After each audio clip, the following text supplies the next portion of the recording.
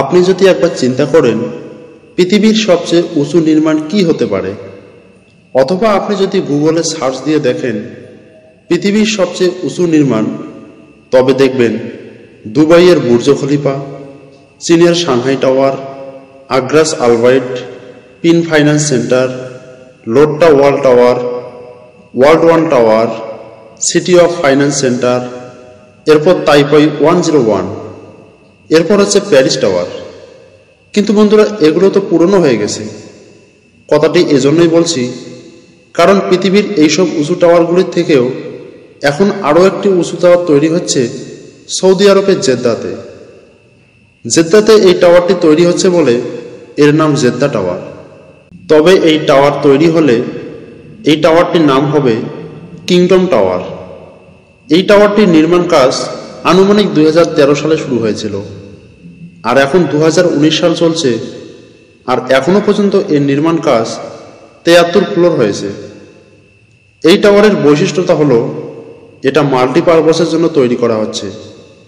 এর মানে এই টাওয়ারে আপনি presidential building, shopping complex, economic complex, cinema theatre, malls, আরও বিভিন্ন ধরনের কমপ্লেক্স আপনি এখানে পেয়ে যাবেন।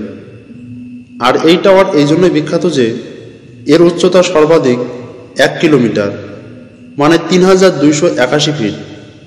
তবে ইঞ্জিনিয়ারিংকে এত উঁচুতে নিয়ে যাওয়া বিশাল একটা চ্যালেঞ্জিং ব্যাপার।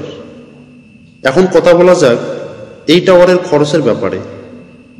এই টাওয়ার নির্মাণের খরচ হিসেবে ধরা হয়েছে 1.23 বিলিয়ন মার্কিন ডলার, অর্থাৎ 1,23,00,000 US ডলার। এই টাওয়ারের মালিক হলেন কিংডম হোল্ডিং কোম্পানি। ইনিও একজন বিলিনিয়ার যিনি এই টাওয়ারটি তৈরি করছেন। এখন কথা বলা যাক এর ফ্লোরের ব্যাপারে। এই টাওয়ারটি সম্পূর্ণ হবে 252টি ফ্লোর দিয়ে, অর্থাৎ 252 তলা।